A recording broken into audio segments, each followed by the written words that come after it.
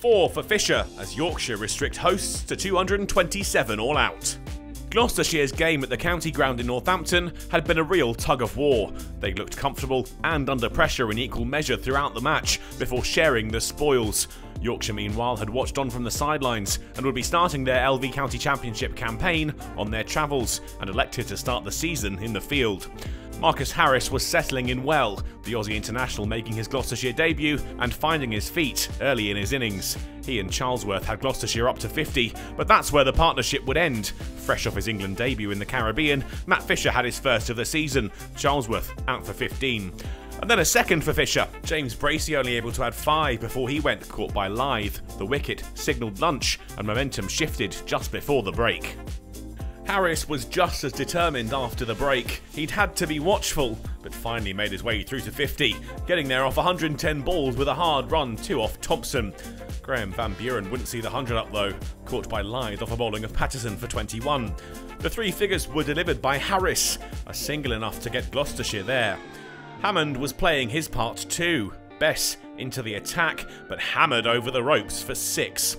Their partnership was worth 50, and the score up to 150 when Hammond whipped Bess through the leg side for 4.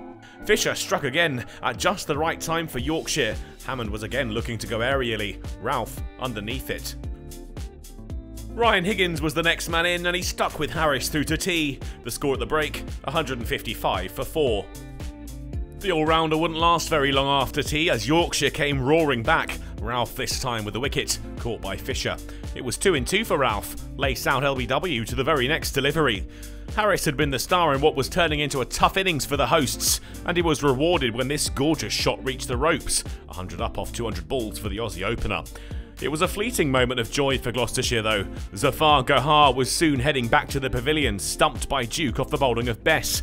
Taylor then fell for Ralph's third, caught at third slip by Hill. With Harris still there, Gloucestershire was still in with a chance of posting a decent first innings total.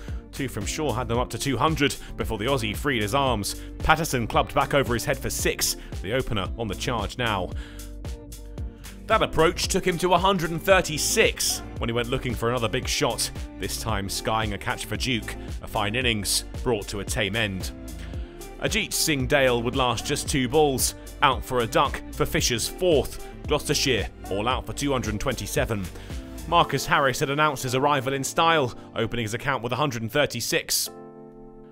Beyond that score though, the card made difficult reading for the hosts, littered with single-digit returns and 3 ducks.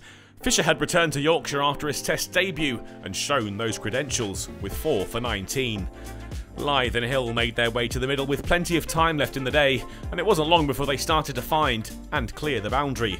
Lythe off the mark with a maximum, Yorkshire looking untroubled in the evening sun. They would remain unbeaten to the close, the score at the end of the day 37 for none, and Yorkshire's deficit now below 200. In batting terms, the day had belonged to Marcus Harris, but Gloucestershire had fallen prey to the impressive England international Matt Fisher with 4 key wickets. The visitors will be confident that they can build a lead on day 2, but their hosts will be determined to deny them.